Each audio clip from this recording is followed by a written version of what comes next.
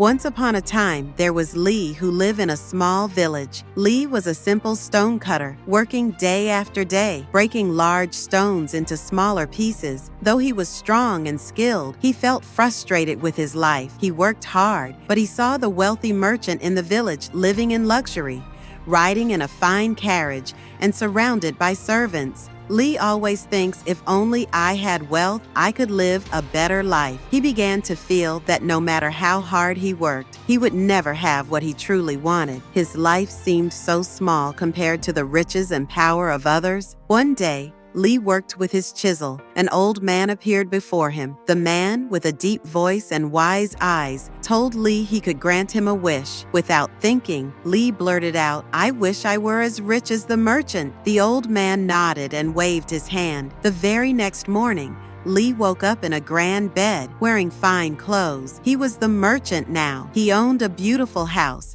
had a carriage with fine horses, and was admired by everyone. At first, Lee felt like he had everything, but soon he realized that wealth did not bring him happiness. He was constantly worried about losing his fortune, and he saw that others still had more than he did. Despite all his riches, he wasn't content. Still longing for more, Lee made another wish. "I want to be the king," he said. The old man granted it. The next day, Lee was crowned as the ruler of the land. He sat on a grand throne and commanded armies, but something was missing. Lee soon discovered that, despite his power, the king was still vulnerable. The sun could scorch the crops, and the rain could flood the lands. Even his power didn't make him invincible. He found himself longing for more control over the forces of nature. Lee's wish grew stronger. "I want to be the sun," he declared. The old man granted this wish as well. Now, Lee was the sun, shining brightly over the earth, warming everything in its path. But soon,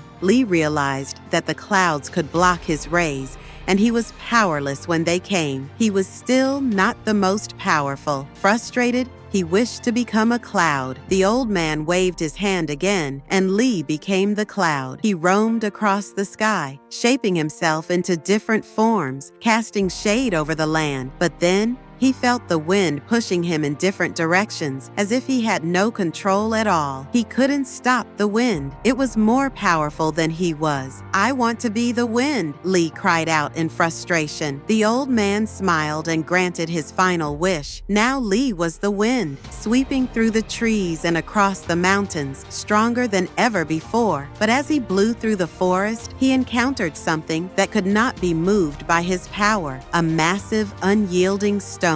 The stone stood firm, unaffected by the wind's force. Lee realized that no matter how strong he became, there was always something more powerful, something beyond his control. At that moment, Lee understood that he had been searching for strength in all the wrong places. He wasn't finding power by becoming something or someone else. He was finding it by accepting who he truly was. He turned to the old man and asked to return to his original life as a stonecutter.